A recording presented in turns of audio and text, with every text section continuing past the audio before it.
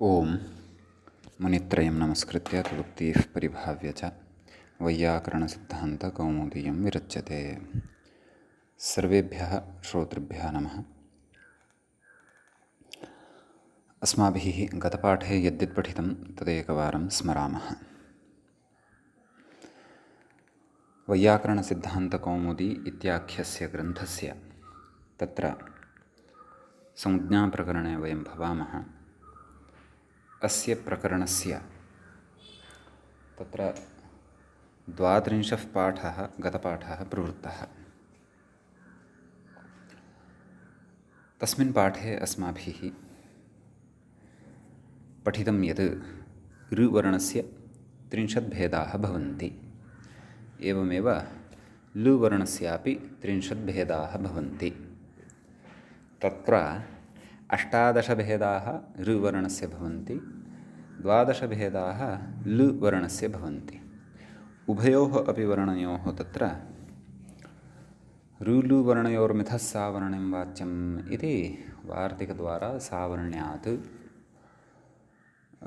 तत्र ऋकारे उच्चारिते सति लुवर्णस्यापि ग्रहणं भवति, लु इति वर्णे उच्चारिते सति ऋवर्णस्यापि ग्रहणं भवति इति कृत्वा तत्र उभयोः यावन्तः भेदाः वर्तन्ते तावतां भेदानाम् अपि तत्र आहत्य परिगणनं क्रियते।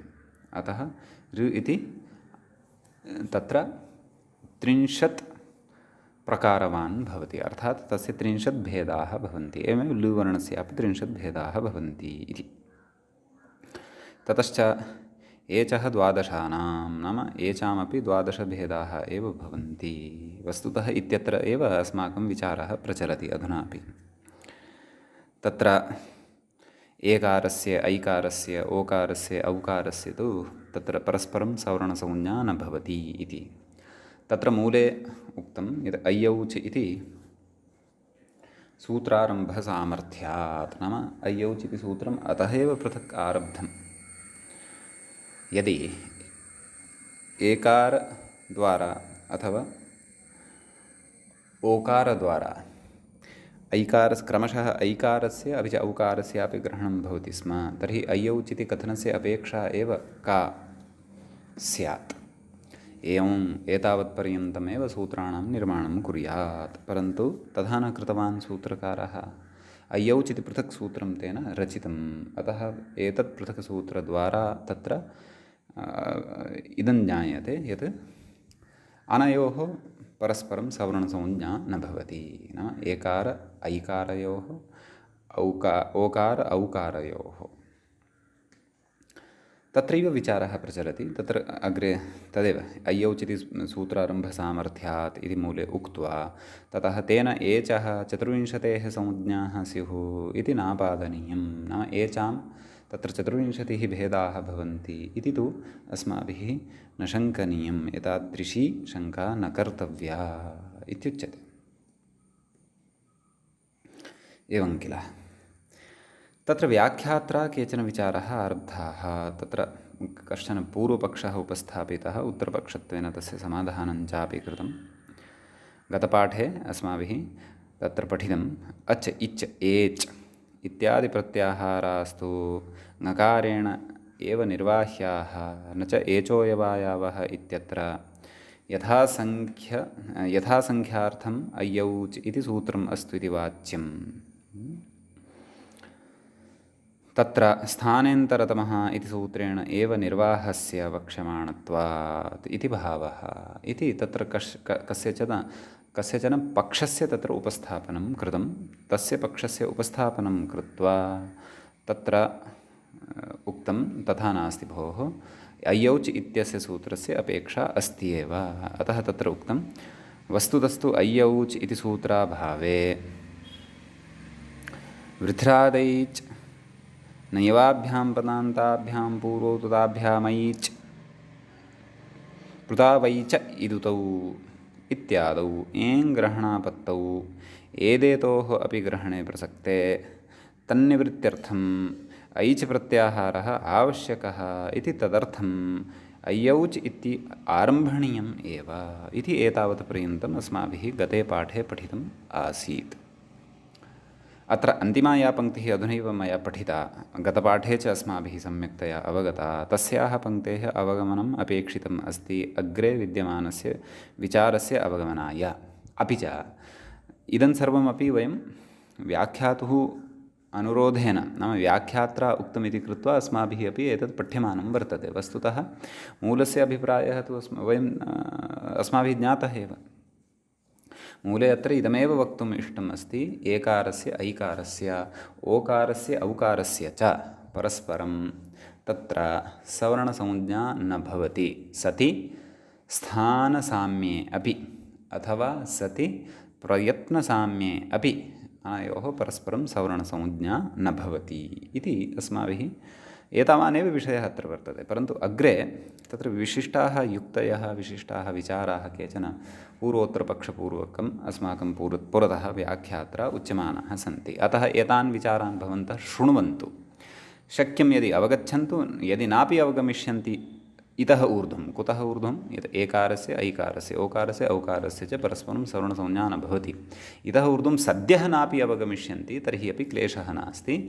अग्रे यथा कालम् अथवा यथा अध्ययनं, नाम यथा यथा भवताम् अग्रे प्रसङ्गाः एतत्सम्बद्धाः आगमिष्यन्ति मूले एव, तत्र स्वयमेव अत्र पौर्वापर्यसम्बन्धेन भवन्तः विषयं स्पष्टीकरिष्यन्ति। यदि तु केषाञ्चन विषयाणां पूर्वज्ञानं तत्र भवतां वर्तते तर्हि तु नाम ये सूत्राणि यानि सूत्राणि मध्ये आगच्छन्ति सन्ति तेषां यदि परिचयः वर्तते तर्हि तु क्लेशो नास्ति। अस्तु, तर्हि इदानीम् अग्रिमा नाम अन्तिमा पङ्क्तिः अस्माभिः या पठिता आसीत्, ततः अग्रिमा या पङ्क्तिः अद्य अस्माभिः आरब्धव्या वर्तते, तस्याः तस्यां पङ्क्तौ प्रवेशार्थं, नाम अग्रिमा या पङ्क्तिः वर्तते तस्यां पङ्क्तौ प्रवेशार्थं तस्याः पङ्क्तेश्च अवगमनार्थं तत्र गतपङ्क्तेः स्मरणं निश्चयेन अपेक्षितम् अस्ति। अतः तदेव तत्र उक्तम् अय्यौचिति, गतपङ्क्तेः आशयः अयमेव, अय्यौचिति सूत्रम् आरब्धव्यं भोः, अन्यथा वृद्धिरादैच् इत्यत्र एङः अपि ग्रहणं स्यात्, नाम ए इत्यस्य एकारस्यापि वृद्धिसंज्ञा स्यात्। तत्र नैवाभ्याम् इत्यनेन तत्र ऐचागमस्तु स्यात्, ऐच इत्यत्र यदि तत्र न गृहीतं स्यात् एङ् इत्येव स्यात् तर्हि मध्ये तत्र एङः अपि प्रसक्तिः स्यात्, वेयाकरणः इति अनिष्टः प्रयोगः स्यात्। एवं पृथावैच इदुतौ इत्यत्र तत्र ऐकारस्य अवयवभूतस्य इकारस्य ओकारस्य अवयवभूतस्य च उकारस्य तत्र प्लुतविधानं क्रियते, तच्च क्वचिद् एकारस्य अवयवभूतस्य इकारस्य ओकारस्यापि अवयवभूतस्य उकारस्य स्यात् इति कृत्वा एङ् ग्रहणं न कर्तव्यं, पृथक्तया अय्यौच् इति सूत्रम् आरब्धव्यम् एव इति उच्यते। अय्यौच् इति सूत्रे आरब्धे तु ऐच् इति प्रत्याहारः स्फुटः एव पृथक्तया परिगणयितुं शक्यते। तस्मिन् प्रत्याहारे च तत्र एयोङ् इति प्रत्याहारस्थाः वर्णाः नान्तर्भविष्यन्ति पृथक् आरम्भसामर्थ्यात् इति एतावत्पर्यन्तं गतपङ्क्तौ अस्माभिः पठितं। तदधुना 33 पाठः संज्ञाप्रकरणस्य आरब्धः भवति। अत्र सूक्ष्मतया गतविषयः निश्चयेन स्मर्तव्यः एव भवद्भिः, अन्यथा अग्रे इदानीम् अस्याः पङ्क्तेः तत्र समन्वयनं सम्यक्तया न स्यात्। अस्तु, अतः एव सूक्ष्मतया गतविचारः स्मारितः तावदेव। भवतु, किं कथयति, अतः अय्यौच् इति सूत्रारम्भस्य चरितार्थत्वात्, नाम अय्यौच् इति पृथक्तया सूत्रारम्भः यः कृतः सः सूत्रारम्भः चरितार्थः अस्ति खलु, तस्य चारितार्थ्यं सम्पन्नं खलु, नाम प्रयोजनं तस्य सम्पन्नं खलु। क्व प्रयोजनमस्ति, वृद्धिरादैच् इत्यत्र अस्ति, नैवाभ्यां पदान्ताभ्यां पूर्वोत्तुताभ्यामैच् इत्यत्र अस्ति, प्लुतावैच इदुतौ इत्यत्र अपि अस्ति। तर्हि एवं रीत्या बहुषु स्थलेषु तस्य चारितार्थ्यं दृश्यते खलु। चारितार्थ्यं नाम सार्थक्यं तस्य नाम पृथक्तया सूत्रकरणस्य प्रयोजनानि बहुत्र दृश्यमानानि सन्ति, तस्य चारितार्थ्यम् अपि अस्ति एव। इदं सूत्रं चारितार्थ्यं प्राप्नुवद् वर्तते येषु स्थलेषु, एवं किल।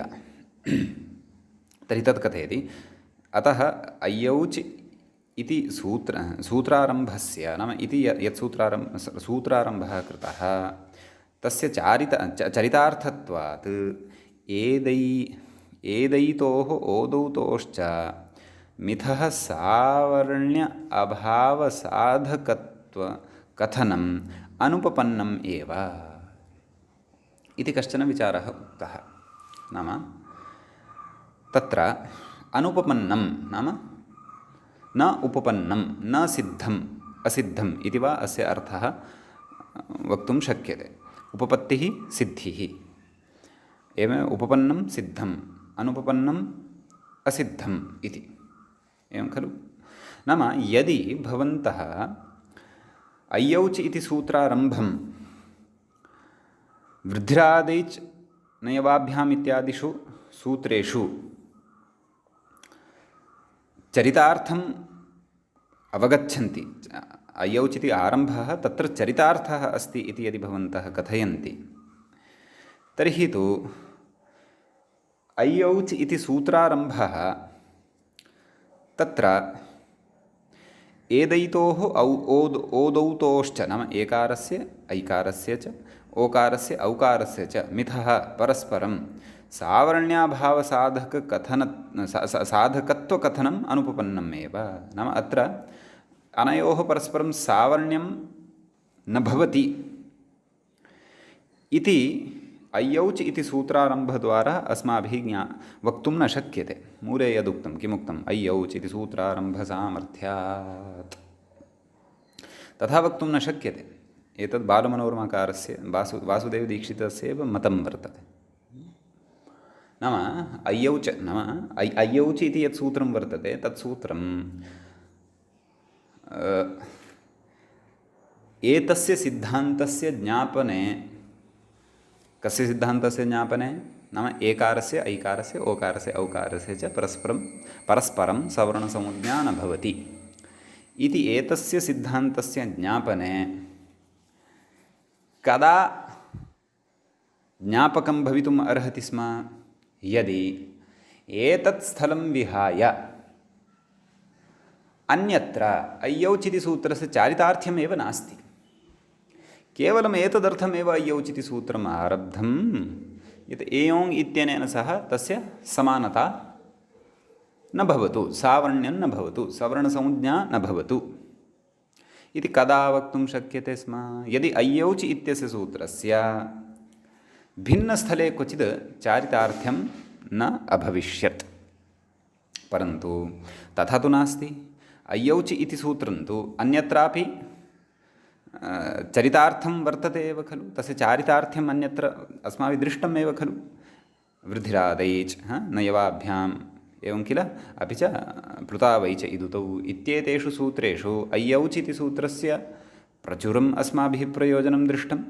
अतः तादृशसन्दर्भे तु इदं सूत्रं प्रयोक्तव्यं। नाम अस्य सूत्रस्य चारितार्थ्यम् अस्ति एव, तर्हि चरितार्थं सत् अय्यौच् इति सूत्रम् अन्यत्र नाम तद् वृद्धिरादैच् इत्यादिषु चरितार्थं सत् इदं सूत्रं तत्र कथम् एतं सिद्धान्तम् अपि ज्ञापयेत् यत् अस्य आरम्भः एकारस्य ओकारस्य च मिथः सावर्ण्यं न स्यात् इति एतदर्थः अस्य आरम्भः।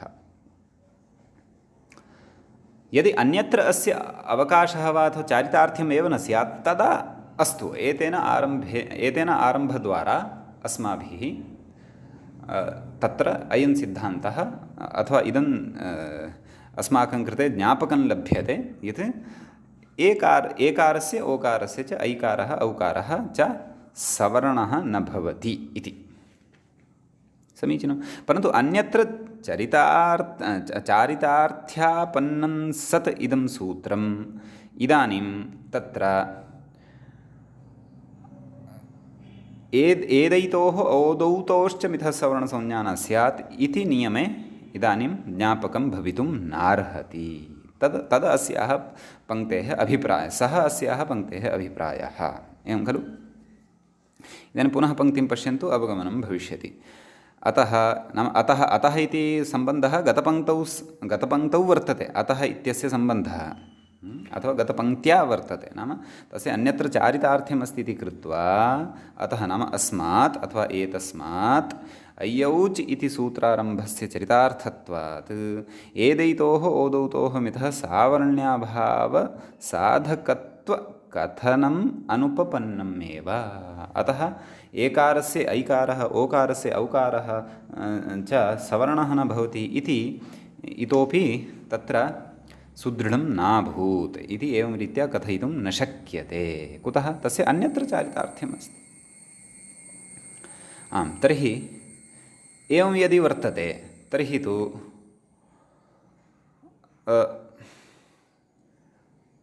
तत्र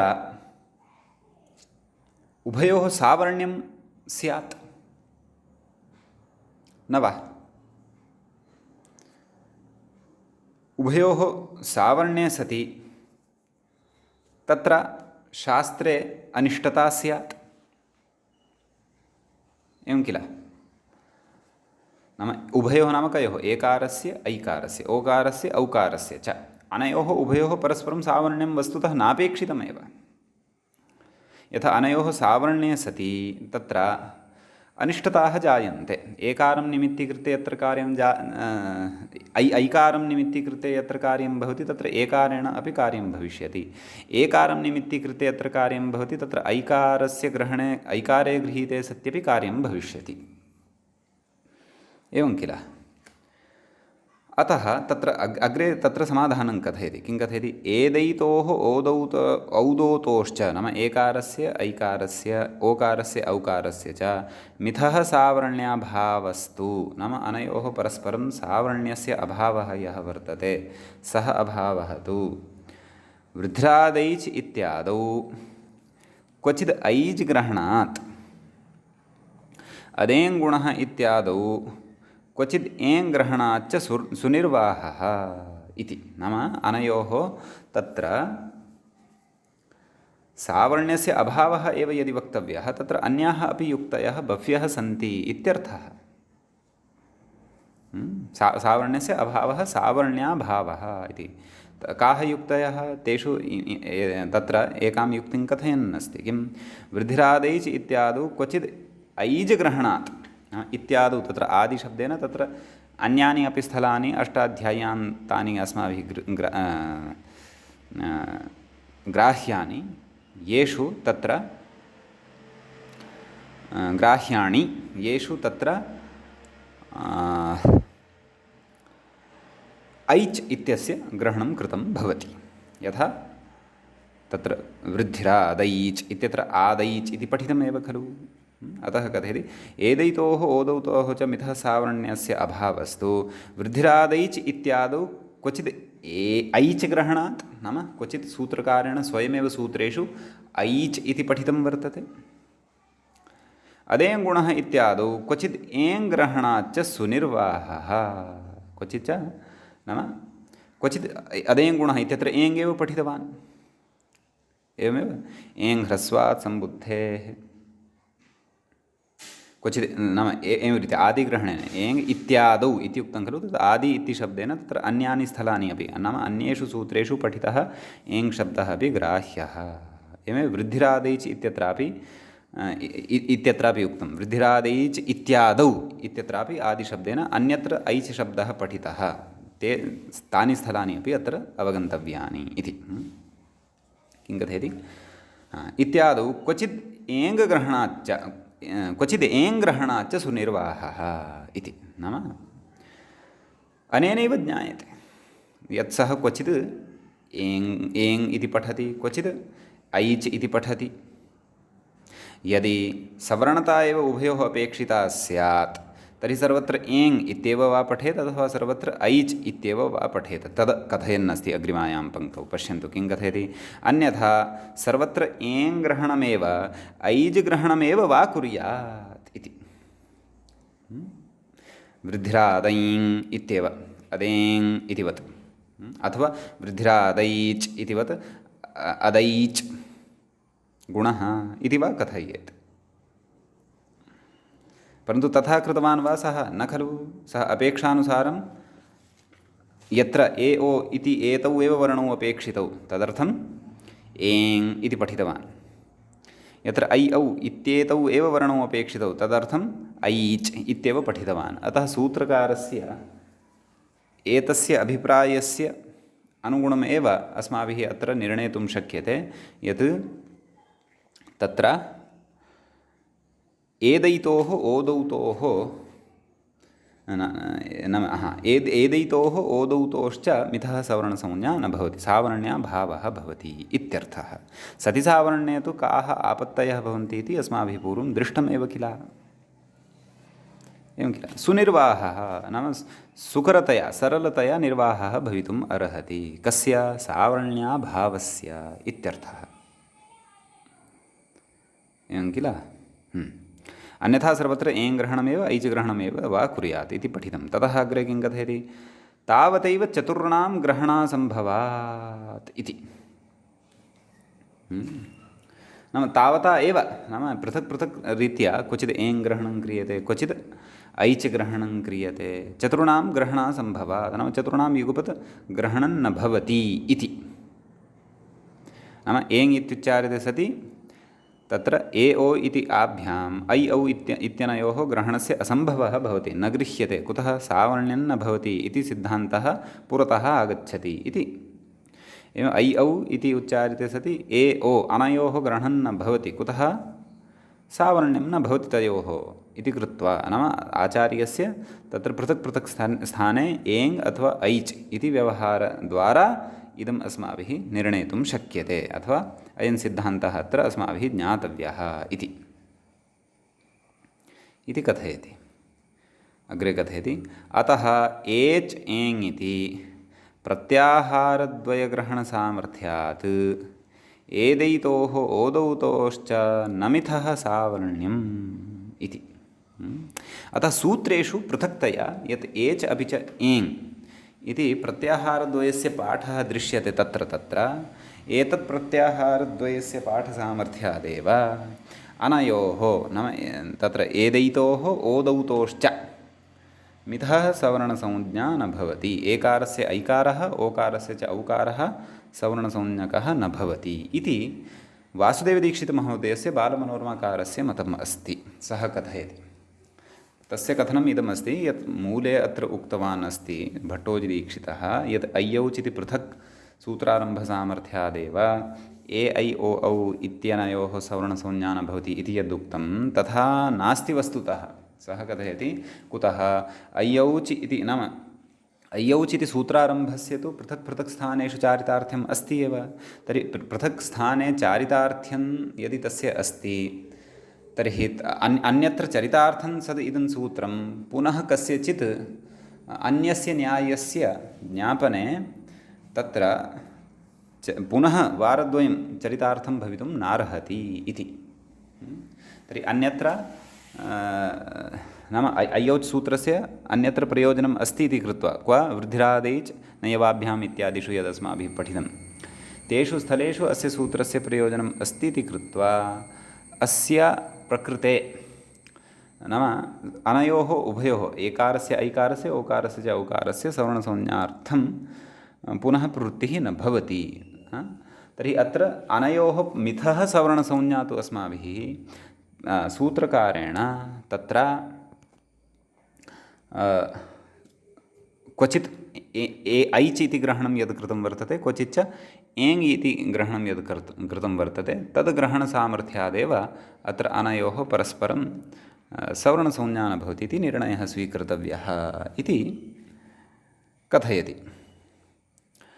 अग्रे कथयति इति एतस्य स्वकीयं मतमासीत्। अग्रे पुनः शब्देन्दुशेखरस्य अपि एकां पङ्क्तिं कथयति। किं कथयति पृथावैच इदुतौ एचो प्रगृह्यस्य इति प्रत्याहारद्वयग्रहणवैयर्थ्याच्चेति शब्देन्दुशेखरे प्रपञ्चितम् इति।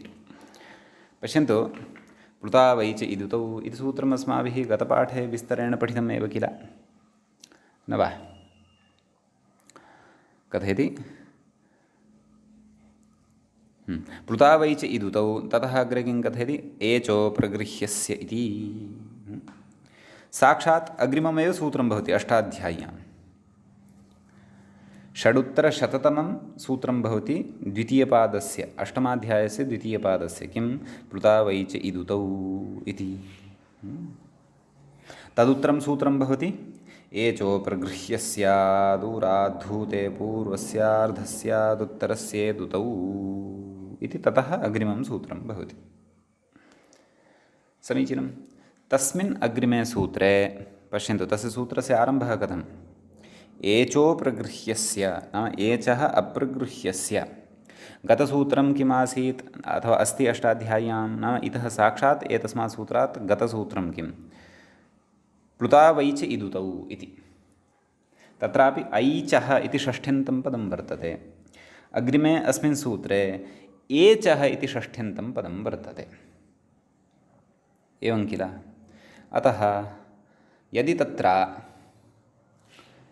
एकारेण ऐकारस्यापि ग्रहणं भवति स्म तर्हि उभयत्र क्वचित् नाम प्राक्तनसूत्रे एच् इत्येव पठेत् न? प्लुतौ एच् इदुतौ, प्लुतावेच् इदुतौ इत्येव सूत्रं पठेत्। अग्रिमे च सूत्रे एचः अप्रगृह्यस्य इत्यादि सूत्रं कथयित्वा नाम इति सूत्ररचनसमये पुनः एचः इति न पठेत् कः? पाणिनिः। परन्तु तथापि सः पठितवान्, एवं किल? अतः तेन पुनः एच् इति ग्रहणं कृतं वर्तते। तेन ज्ञायते यत् प्रकृते एकारस्य ऐकारस्य ओकारस्य औकारस्य च परस्परं सवर्णसंज्ञा न भवति इति।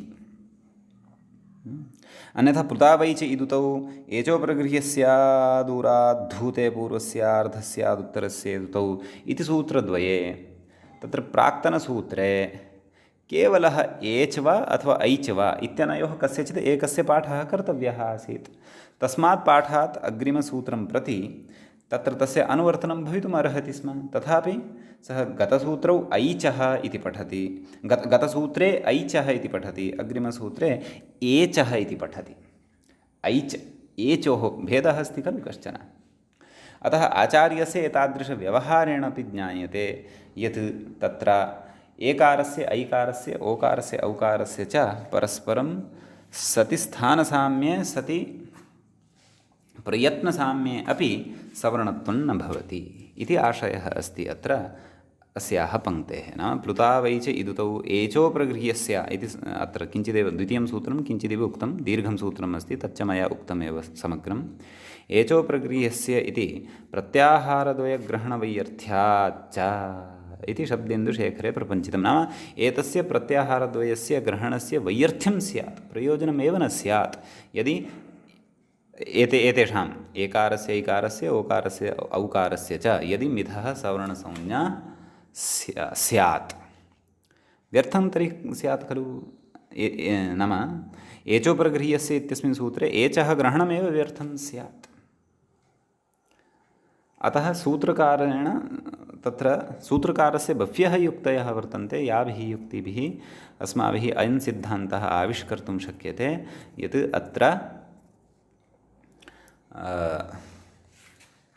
एकारस्य ऐकारस्य ओकारस्य औकारस्य च सवर्णसंज्ञा परस्परं न भवति इति। वस्तुतः एषः व्याख्याता चतुरः। अन्यथा मूलस्य अभिप्रायात् बहिः गन्तुं तथा सामान्यः जनः न उत्सहते। नाम मूले यदुक्तं तस्य नाम दीक्षितेन यद् मूले उक्तं तस्य समन्वयनं कर्तव्यम् अथवा तद्वचनं प्रामाणिकम् इति कुर्यात्। परन्तु एषः दृष्टवान्, बालमनोरमाकारः किं दृष्टवान्? यद् नागेशः तत्र एवं रीत्या प्रकारान्तरेण उपायं कथयति। नाम प्लुता वै च इदुतौ एचो प्रगृह्यस्य इत्यत्र प्रत्याहारद्वयग्रहणस्य वैयर्थ्यं स्यात्। अतः एकत्र एव तत्र प्रत्याहारः कश्चन पठनीयः। प्राक्तनसूत्रे एव एचः इति वा ऐचः इति वा पठनीयं, तेनैव ग्रहणं स्यात्। परन्तु तथा नास्ति खलु, तत्र पृथक् पृथक्तया पठितम्। अतः तेन ज्ञायते एते स्वसवर्णानां ग्रहणं न कुर्वन्ति इति। अतः एषः भाष्यस्य तत् किञ्चित् विचारं दृष्ट्वा स्वपक्षात् अपि विचारं लिखितवान्। यद्यपि स्वयं यं विचारं लिखितवान् तत्रापि युक्तिः अस्ति एव। नाम अदेङ्गुणः इत्यादिषु क्वचित् एङ् इति व्यवहरति, वृद्ध्रादैच् इत्यादिषु क्वचित् ऐच् इति व्यवहरति। तर्हि एतादृशः एव तत्र भिन्नः व्यवहारः यः सूत्रकारस्य वर्तते, तेन व्यवहारेण एव ज्ञायते यद् अत्र एकारादीनां परस्परं सवर्णसंज्ञा न भवति इति। समीचीनम्। अतः शब्देन्दुशेखरे प्रपञ्चितम् इति कथयति। इतोपि विस्तरेण ज्ञानाय तु अस्माभिः शब्देन्दुशेखरग्रन्थः पठनीयः, द्रष्टव्यः वा। समीचीनम्। अग्रे कथयति तेनेति इति। मूले उक्तं खलु, यद्यपि मूलस्य सङ्गतिं वयं नाम तत्र मूलस्य अर्थं दृष्ट्वा वयम् एकवारम् आगताः एव स्मः, परन्तु इतोपि तत्र व्याख्यातुः क्रमानुसारम् अधुना पुनः तां पङ्क्तिं पश्यामः। किमुक्तवान्?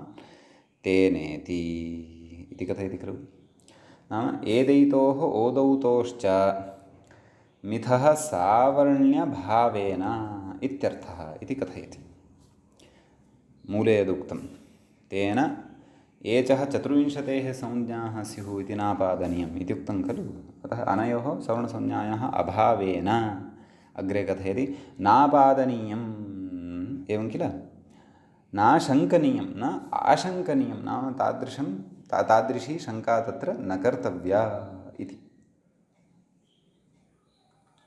अतः सूत्रकारः एव तत्र प्रमाणभूतः भवति। तस्य व्यवहारः एव अत्र अस्माभिः साक्षात् दृश्यते, तेन व्यवहारेण एव ज्ञायते। कः व्यवहारः नाम क्वचित् एङ्ग्रहणं क्वचित् ऐच् ग्रहणम् इति इत्याख्यः व्यवहारः।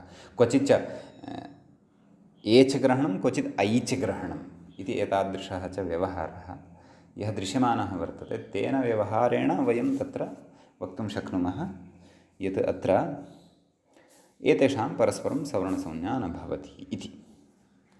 तर्हि अनयोः परस्परं सवर्णसंज्ञा न भवेत्, तस्य इतोपि फलं दर्शयन् अस्ति। तस्य किं प्रयोजनम् इति उदाहरणानि कानिचन ददाति। उदाहरणद्वयमेव ददाति, तत्र अस्माभिः चिन्तनं कर्तव्यमस्ति। किं कथयति? एवञ्च एकारेण सह वर्तते इति सैः इति कश्चन प्रयोगः वर्तते। एवं खलु। यथा पुत्रेण सह सपुत्रः इति खलु अस्माभिः निर्मीयते। एवमेव एकारेण सह वर्तते इति सैः कश्चन वर्णः वर्तते, सः वर्णः तत्र एकारेण सह वर्तते इति वक्तव्यं। तत्र समासः वर्तते। तत्र कः समासः, कस्मिन् समासे एतादृशः विग्रहः भवति, तत्तु सर्वं वयं समासप्रकरणे पठिष्यामः विस्तरेण खलु। तर्हि एकारेण सह वर्तते, चिन्तयन्तु एकः वर्णः वर्तते के इति किल। तत्र ककारः एकारः च इति वर्णद्वयं वर्तते। तत्र ककारः एकारेण सह वर्तते, एवं खलु। अथवा विपरीतम् इदं वदामः, यदि एक इति वदामः, हलन्तं ककारं यद्यपि अर्थः न स्यात् एवमेव उच्यते उदाहरणाय एक इति वदामः, तर्हि तत्रापि सः ककारः एकारेण सह वर्तते इति कृत्वा सः क वर्णः कीदृशः, अथवा तस्य क वर्णस्य कृते समस्तनाम किं दातव्यं, नाम समस्तपदं तत्र किं भवेत्, सैः इति। तर्हि के इति यदि केनापि लिखितं तर्हि तत्र वयं वक्तुं शक्नुमः अत्र क सैः वर्तते, नाम क वर्णः यः वर्तते अत्र सः क वर्णः सैः इति अस्ति इत्यर्थः। कोऽर्थः? नाम एकारेण सह वर्तते इति अर्थः स्पष्टः भवति। एवं किल। ऐकारान्तस्य शब्दस्य प्रथमाविभक्तेः एकवचने सैः इति प्रयोगः भवति। ऐकारान्तानां शब्दानां च विषये वयं तत्र शब्दाधिकारप्रकरणे विस्तरेण पठिष्यामः। समीचीनं। नाम तर्हि तत्र किं वक्तुम् इष्यते, अत्र कुतः एषः प्रयोगः अत्र उक्तः इत्येतत् अग्रे पश्यन्तु, अधुनैव ज्ञास्यते। हे सैः, एकारेण सह वर्तते इति सैः, तत्र मूलशब्दः कः? सै इति वा न वा? यतः एकारेण सः इति लौकिकविग्रहः भवति, अलौकिकविग्रहः सः ए इति। कारशब्दस्तु तत्र अवगमनाय स्वीकृतः वर्तते, वस्तुतः ए इत्येव ग्राह्यः। सः ए, सः इत्यस्य स्थाने स इति आदेशः भवति। कथं भवति, केन भवति, अग्रे ज्ञास्यते। तर्हि स ए इत्यवस्थायां तत्र वृद्धिसन्धिः जायते मानव। स ए सै, यथा कृष्ण एकत्वं कृष्णैकत्वम्, एवमेव स ए सै इति। सै इत्यस्मात् प्रथमाविभक्तेः एकवचने सुप्रत्ययः आयाति। अतः कः प्रयोगः भवति, सैः इति प्रयोगः भवति इति। सैः इत्यस्य रूपसिद्धिः अग्रे अत्र यद्रूपम् अत्र यः विचारः क्रियमाणः वर्तते तस्य अवगमनाय अपेक्षिता अस्ति, अतः कृत्वा उक्ता। व्याख्यात्रापि उक्ता, मयापि किञ्चित् तत्र स्पष्टतायै वक्तुं प्रयासः कृतः।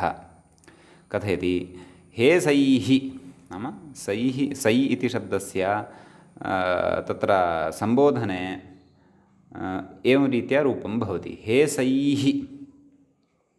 तर्हि सम्बोधने हे सैः इत्यत्र एङ् ह्रस्वात् इति सम्बुद्धिलोपो न इति।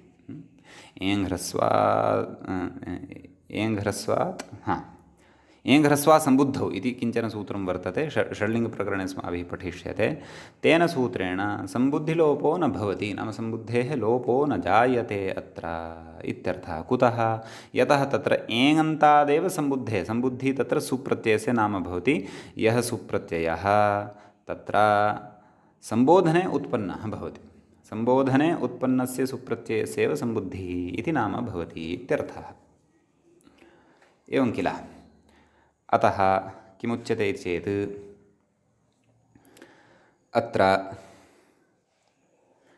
यदि सवर्णसंज्ञा स्यात् एकारस्य ऐकारस्य ओकारस्य औकारस्य, तर्हि हे सैः इत्यत्र नाम एङ् ह्रस्वा सम्बुद्धे इत्यनेन किमुच्यते, नाम एङन्तात् ह्रस्वान्ताच्च परतः सम्बुद्धेः यः सुप्रत्ययः अथवा सम्बुद्धिसंज्ञकः यः सुप्रत्ययः तस्य लोपः भवति। यथा हरे, हे हरे इति, तत्र विसर्गः न श्रूयते, नाम सुप्रत्ययः भवति, तस्य लोपः एव भवति। एवमेव हे राम, तत्र ह्रस्वात् परतः अपि तस्य लोपः भवति। हे राम, हे बालक, हे पुरुष, एवं रीत्या। एवं खलु। यदि अत्र तु एङ् द्वारा ऐकार नाम एङ् इत्यस्मिन् विद्यमानः यः एवर्णः, तेन एवर्णेन ऐकारस्यापि ग्रहणं यदि स्यात्, तर्हि सै इत्यस्मात् शब्दात् सम्बोधने विहितः यः सुप्रत्ययः तस्यापि लोपः स्यात्। तस्यापि यदि लोपः स्यात् तर्हि हे सैः इति प्रयोगः न स्यात्, हे सै इति प्रयोगः स्यात्, अनिष्टः प्रयोगः स्यात्। स च अनिष्टः प्रयोगः यथा न स्यात् तदर्थम् अत्र सोः लोपः एव न शङ्कनीयः। सो नाम सम्बुद्धिसंज्ञकः, यस्य च एङ् ह्रस्वात् सम्बुद्धौ इत्यनेन लोपः भवति। तस्य यदि लोपः अत्र न भवति इति यदि अस्माभिः कर्तव्यं, नाम तस्य लोपः अत्र नापेक्षितः, यतः सैः इत्येव प्रयोगः सम्बोधने अपि अपेक्षितः इति यदि स्यात्, तर्हि तु अस्माभिः निश्चयेन एव एकारस्य ऐकारस्य च परस्परं सवर्णसंज्ञा न भवति, एवमेव ओकारस्य औकारस्यापि न भवति इति तत्र निश्चयेन अस्माभिः तदर्थं कश्चन सिद्धान्तः प्रतिपादनीयः एव। अतः वयं जानीमः तत्र यत् एकारस्य ऐकारस्य च ओकारस्य औकारस्य च परस्परं सवर्णसंज्ञा न भवति। तदर्थं विविधाः युक्तयः अस्माभिः अधुनैव पठिताः, अचिरेण एव तासां युक्तीनां पठनं कृतम् अस्ति इति। पुनः का आपत्तिः, यदि सावर्ण्यं स्वीक्रियते, कथयति ग्लावङ्ग्लाव इत्यत्र ग्लावङ्ग्लावः इत्यत्र औतों शसोः इत्यात्वञ्चन, एवं खलु। नाम यदा अनयोः सावर्ण्यस्य निषेधः क्रियते तदैव अत्र आत्वं न भवति, अन्यथा अत्रापि आत्वं स्यात्। बोधयामि, एतां पङ्क्तिमपि बोधयामि। भवद्भिः गोशब्दस्य रूपाणि श्रुतानि स्युः किल। द्वितीयाविभक्तेः एकवचने किं रूपं भवति इति चेत् गाम्। एवमेव न न द्वितीयाविभक्तेः एकवचने किं रूपं भवति गां, द्वितीयाविभक्तेः बहुवचने किं रूपं भवति इति चेत् गाः इति रूपं खलु भवति। तत्र प्रवृत्तिः भवति औतोंशसोः इत्यस्य सूत्रस्य। औतोंशसोः इति सूत्रं किं कथयति, तत्र अस्य विग्रहः एवं भवति आ ओत् नैव आ ओतः अंशसोः इति। नाम ओकारान्तः यः शब्दः वर्तते तस्य ओकारान्तस्य शब्दस्य यः ओ वर्णः वर्तते तस्य स्थाने आ इति आदेशः भवति इति उच्यते तेन। कदा, यदा अं शब्दः परतः भवति अपि च शस् प्रत्ययः अम् इति प्रत्ययः परतः भवति, शस् इति च प्रत्ययः यदा परतः भवति तदा इत्यर्थः। एवं खलु। अतः पश्यन्तु, गोशब्दः इत्यत्र अन्ते कः अस्ति, ओकारः, ओकारान्तः गोशब्दः भवति। ततः प्रथमाविभक्तिः कथं भवति, गौः गावौ गावः, द्वितीयाविभक्तेः एकवचनं गाम् इति भवति। न तर्हि कः शब्दः तत्र, गो इति शब्दः। कः प्रत्ययः आयाति, अम् इति प्रत्ययः सम्भवति किल। तर्हि गो अम् इत्यवस्थायाम् ओतः अम् ओतः आ अंशसि। अतः एतेन सूत्रेण तत्र ओकारः यः वर्तते गोशब्दे तस्य ओकारस्य स्थाने आ इति आदेशः विधीयते। किम् आयातं, गा अम्, एवं खलु। पूर्वरूपे सति गाम् इति लभ्यते। यदि एतेन सूत्रेण आत्मन्न स्यात् तर्हि गोम् इति शब्दः स्यात् पूर्वरूपे सति। सः तु गोम् इति तु पदं नापेक्षितं, पदमपेक्षितं गाम् इत्येव। अतः तत्र उच्यते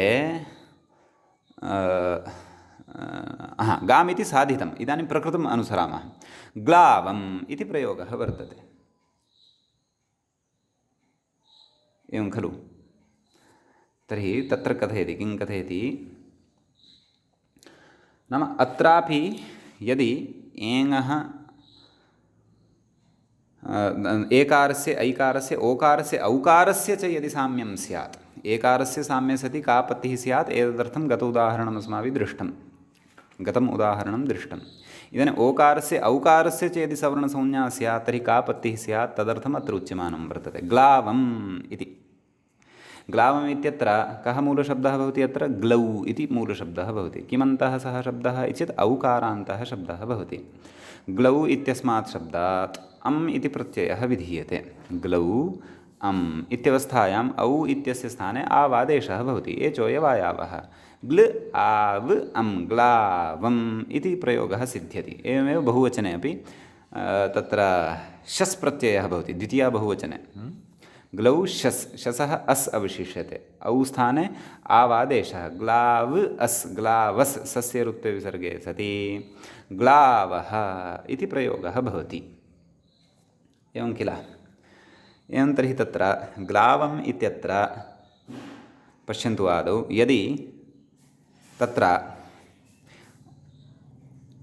औतोंशसोः तस्य पदच्छेदः कथम्, आ ओतः अंशसोः, नाम ओतः नाम ओकारान्तस्य आ इति भवति। यदि तत्र ओकारेण औकारस्यापि ग्रहणं स्यात्, नाम सावर्ण्यं स्यात्, सवर्णसंज्ञा यदि स्यात्, तर्हि प्रकृते औकारस्य स्थाने अपि आत्वं स्यात्, यथा गाम् इत्यत्र। तथा चेत् तच्च आत्वं कस्य उक्तं वर्तते, ओकारस्य एव उक्तं वर्तते गोशब्दे विद्यमाने, अतः एव गाम् इति रूपम् अस्माभिः दृष्टम्। अत्रापि यदि स्यात् तर्हि ग्लौ इत्यत्र विद्यमानः यः औ वर्णः तस्य स्थाने आत्वे सति ग्ल आ अम् ग्ला अम् पूर्वरूपे सति ग्लाम् इति प्रयोगः स्यात्। यथा गो इत्यस्य गाम् एवं ग्लौ इति शब्दस्य ग्लाम् इति प्रयोगः स्यात्। स तु प्रयोगः अनिष्टः, स तु प्रयोगः नापेक्षितः। तत्र ग्लावम् इत्येव प्रयोगः अपेक्षितः। अतः प्रकृते ओकारेण औकारस्यापि ग्रहणं न स्यात्, नाम ग्लौ इत्यत्र विद्यमानः यः औ इति वर्तते तस्यापि ग्रहणं यथा न स्यात्, तदर्थं तत्र अनयोः सवर्णसंज्ञा न भवति इत्येव सिद्धान्तः प्रतिपाद्यते। अनयोः नाम कयोः? ओकार औकारयोः, नाम ओकारस्य औकारस्य च परस्परं सवर्णसंज्ञा न भवति इति। एवमेव बहुवचने अपि अस्ति। बहुवचने गोशब्दात् गाः इति रूपं भवति। गोशब्दात् शस् प्रत्ययः परतः भवति। गोशब्दे विद्यमानः यः ओकारः तस्य आत्मं भवति। गा शस् पूर्वसवर्णदीर्घो भवति। गास् सस्य रुत्वविसर्गे सति गाः इति सिद्ध्यति। एवं तर्हि अत्रापि तद्वदेव, यदि ओकारस्य औकारेण सह सवर्णसंज्ञा स्यात् तर्हि तु अत्रापि औकारस्य स्थाने आत्वं स्यात्, औतों शसोः इत्यनेन सूत्रेण। आत्वे सति तत्र ग्ला शस् अस् पूर्वसवर्णः सस्य रुत्वे विसर्गे सति ग्लास्। पुनः ग्लास् इत्यत्र सकारस्य ऋत्वविसर्गादिकं विधाय ग्लाः, यथा गाः इति भवति, ग्लाः इति अनिष्टः प्रयोगः स्यात्। सः अनिष्टः प्रयोगः यथा न स्यात् तदर्थं तत्र उच्यते यत् ओकारस्य औकारस्य भोः परस्परं सवर्णसंज्ञा एव न भवति इति। अतः एवं रीत्या वर्तते तत्र काचिद् व्यवस्था। तस्याः व्यवस्थायाः प्रयोजनम् एवम् अवगन्तव्यं। यद्यपि सूत्रकारेण तत्र अनयोः सवर्णसंज्ञा परस्परं न भवतु, अनयोः कयोः? एदैतोः ओदौतोश्च मितः सवर्णसंज्ञा न भवतु इति साक्षात् नोक्तं, परन्तु सूत्रकारस्य पर्याप्तः तादृशः व्यवहारः सूत्रमाध्यमेन अस्माभिः दृश्यते, येन व्यवहारेण तस्य एषा विवक्षा स्फुटतया ज्ञायते यत् तस्य नाम सूत्रकारस्य मते एकारस्य ऐकारस्य ओकारस्य औकारस्य च परस्परं सवर्णसंज्ञा एव न भवति इति। अनयोः सवर्णसंज्ञायाः सूत्राम् अवसरः एव नास्ति इति। अतः एव सर्वत्रापि शब्दगता मर्यादा, नाम इष्टानि यानि प्रयोगरूपाणि वर्तन्ते अथवा शब्दस्वरूपाणि वर्तन्ते अथवा ये प्रयोगाः वर्तन्ते ते संरक्षिताः भवन्ति, सुरक्षिताः भवन्ति इत्यर्थः। इति एतावान् विचारः कश्चन अत्र नाम एकारादीनां परस्परं सवर्णसंज्ञा न भवति इति तस्य प्रयोजनपूर्वकम् अस्माकं कृते बोधितं वर्तते। यद्यपि मध्ये यदा भवद्भिः मध्ये एते विचाराः श्रुताः तदा कदाचित् भवतां मनसि स्यादपि किं भोः एते विचाराः अपेक्षिताः वा अथवा श्रोतव्याः वा, परन्तु प्रश्नः उत्तिष्ठति खलु मनसि। एकारादीनां परस्परं सवर्णसंज्ञा नापेक्षिता, कुतः नापेक्षिता, कापत्तिः, का अनिष्टता इत्येतत् इमाः अनिष्टताः। ग्लावङ्ग्लावः अथवा हेसैः इत्यादयः प्रयोगाः न सिद्ध्येयुः, येषां प्रयोगाणां सिद्धिरेव न स्यात्। अतः विचिन्त्य एव तत्र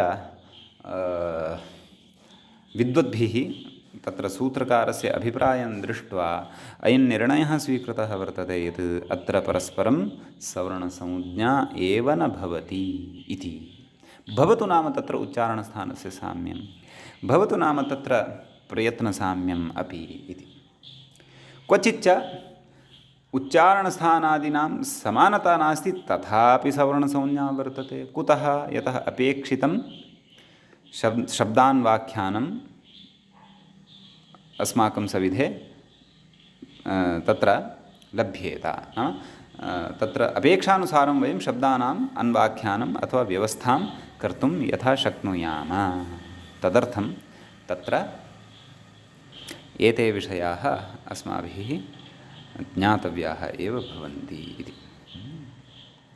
यत् क्वचित् उच्चारणस्थानभेदे सत्यपि सवर्णसंज्ञा भवति, ऋलुवर्णयोः मितः सावर्ण्यं वाच्यम् इति। क्वचित् तु सर्वं समानम् अस्ति तथापि सवर्णसंज्ञा न भवति, एवम् अय्यौच् इत्यादिवत् इति। समीचीनम् इति कश्चन विषयः अत्र चर्चितः। अस्य सूक्ष्मतया चिन्तनम् अपेक्षितम् एव आसीत्। अतः सावकाशम् अयं विषयम् अहम् अत्र प्रतिपादितवान्। मन्ये भवन्तः पुनः पुनः यदि पठिष्यन्ति तर्हि अत्रैव अयं विचारः सुदृढतया अस्माकं मनस्सु उपतिष्ठेत् इति। अस्तु, इदानीम् अग्रिमं विचारं प्रविशामः। विचारः प्रवर्तमानः एव वर्तते। नाम अणुदित्सवर्णस्य च प्रत्ययः इत्यस्य सूत्रस्य इतोपि अग्रे अस्ति विचारः। नाम तस्य स्पष्टता अस्माभिः कर्तव्या वर्तते। इतोपि सिद्धान्ताः सन्ति। मूले कश्चन विचारः चर्च्यमानः वर्तते, सः विचारः अस्माभिः द्रष्टव्यः वर्तते। अपि च तेनैव सह नाज्झलौ इति सूत्रस्य विचारः अपि प्रवर्तमानः एव अस्ति। तस्य विचारः अपि एतावता समाप्तिं न गतः वर्तते। नाम मूले तस्य विचारः इतोपि चर्च्यमानः अस्ति। कुतः? तत्र अपेक्षिताः केचन विषयाः सन्ति वक्तव्याः इति कृत्वा। समीचीनम्। अत्र इतः अग्रे व्याख्यायाः प्रवेशात् पूर्वम् अहं भवतां कृते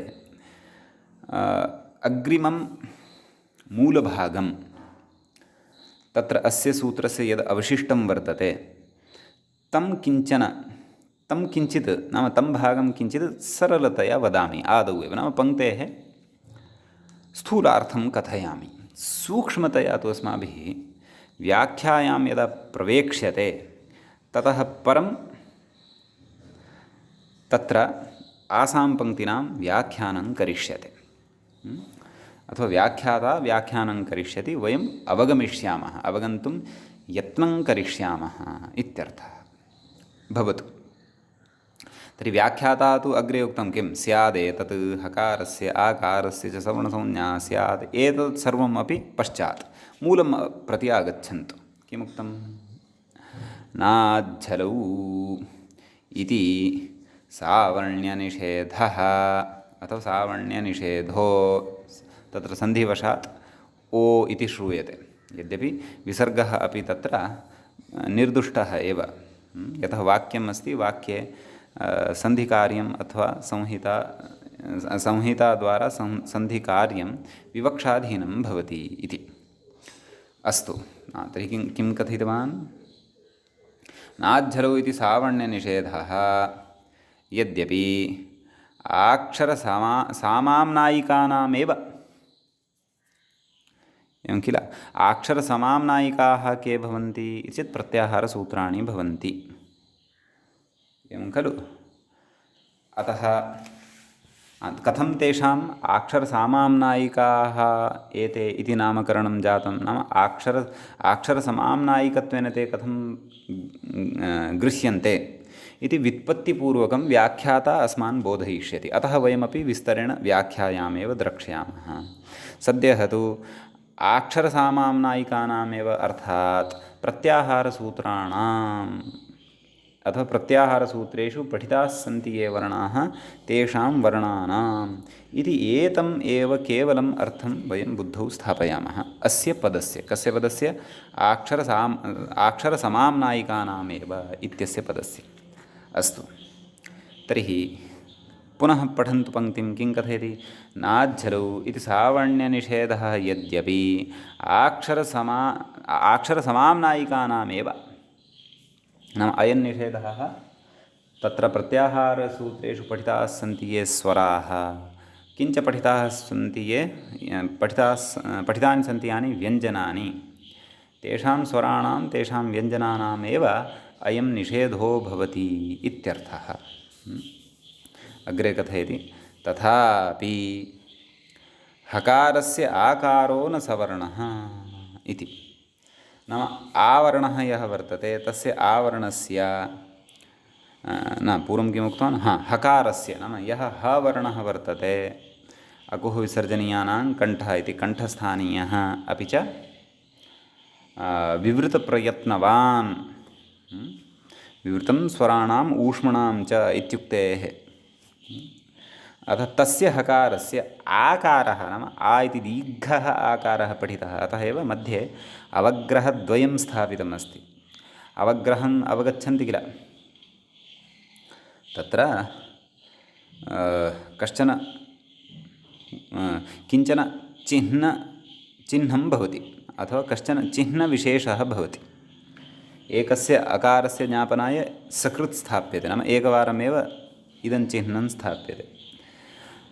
तत्र दीर्घस्य आकारस्य ज्ञापनाय तत्र चिह्नद्वयं स्थाप्यते लेखनपरिपाट्याम्। एषा परिपाटी तत्र परम्परया लब्धा वर्तते। पाणिनीयशिक्षायाम् अथवा व्याकरणे एतदर्थम् अथवा एतस्य लेखनाय पृथक् नियमस्तु यः कोऽपि नास्ति। अयं नापि लिख्यते तर्हि अपि तत्र साधुत्वमेव भवति। अस्य अवग्रहस्य प्रयोगं विना प्रयोगः न कर्तुं शक्यते, लेखितुं वा न शक्यते इति तु नास्ति। तथापि लेखनपरिपाटी काचित् वर्तते, एवं किल? तर्हि किं कथयति? तथापि हकारस्य आकारः न सवर्णः, हकारस्य एषः आकारः सवर्णो न भवति भोः इत्युच्यते। एवं खलु? नाम किमुक्तं पूर्वं ध्यानेन एषा पङ्क्तिः अवगन्तव्या। अपि च अत्र ये संशयाः भवन्ति ते च संशयाः बुद्धौ स्थापनीयाः। किमुक्तं? नाज्झलौ इति सावर्ण्यनिषेधः यद्यपि अक्षरसमाम्नायिकानामेव, नाम प्रत्याहारसूत्रे पठिताः सन्ति ये वर्णाः तेषां वर्णानामेव अयं निषेधो भवति इत्यर्थः। तथापि हकारस्य आकारः न सवर्णः इति, नाम यः ह वर्णः अस्ति तस्य आ इति वर्णः सवर्णः न भवति। कुतः? यतः अक्षरसमाम्नायिकेषु अर्थात् प्रत्याहारसूत्रेषु तत्र आ इति वर्णः न पठितः। कः वर्णः पठितः? अ इत्येव वर्णः पठितः। अ इ उ ऋ लृ एयो ऐयौ एते इति इमे एव वर्णाः तत्र पठिताः वर्तन्ते। तत्र आ इति वर्णः न पठितः, दीर्घः वर्णः न पठितः। अतः आ इति तत्र न पठितः इति कारणात् तस्य अच् प्रत्याहारे अन्तर्भावः न स्यात् खलु। तस्य अच् प्रत्याहारे अन्तर्भावः यदि न स्यात् तर्हि नाज्झलौ इति विषयः तत्र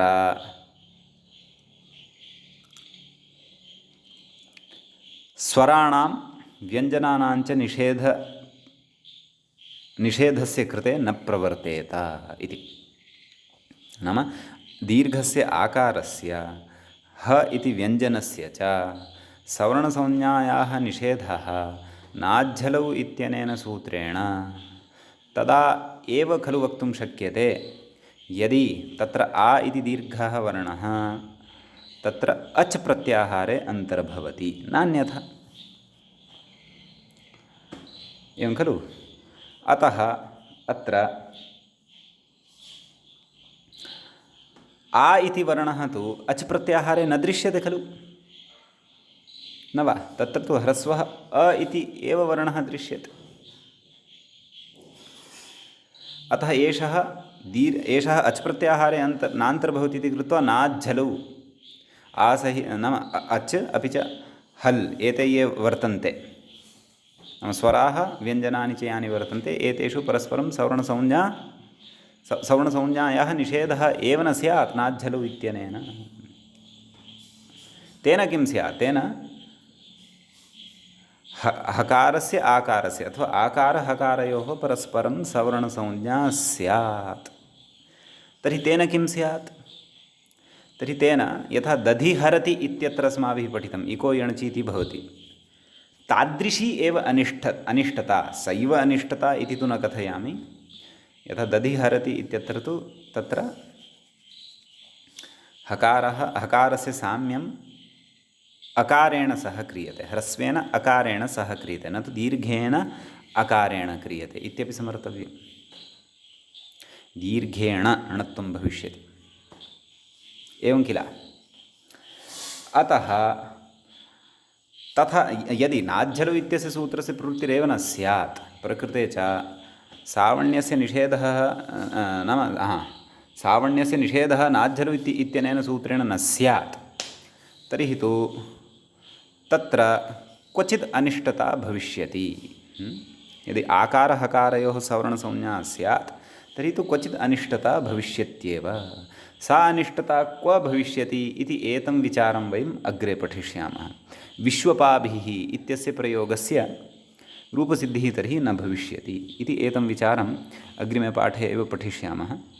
यतः इतः पूर्वम् अत्र कासाञ्चन शङ्कानां बीजानि भवतां बुद्धौ आरोपणीयानि सन्ति मया। एतावता भवतां बुद्धौ शङ्काः जाताः अपि स्युः, तथापि इतोपि वयमपि चर्चयिष्यामः, अहमपि कथयिष्यामः। ताः शङ्काः स्वीकृत्य एव वयम् अत्र मूले स्पष्टीकरणं, मूले आदौ सामान्येन एतं विचारं पठिष्यामः, ततः विस्तरेण तु व्याख्यायाम् अस्माभिः सन्तरणं करिष्यते। एवं खलु, व्याख्यासमुद्रे तरणं करिष्यते। अस्तु, तर्हि अद्य एतावदेव भवतु। श्वः वयम् इतः परं पठिष्यामः। एवञ्च एतावता संज्ञाप्रकरणस्य 33 पाठः एषः समाप्तिं याति। अत्रैव मङ्गलं कुर्मः। मुनित्रयं नमस्कृत्य तदुक्तिः परिभाव्य च वैयाकरणसिद्धान्तकौमुदीयं विरच्यते। सर्वेभ्यः श्रोतृभ्यः नमः।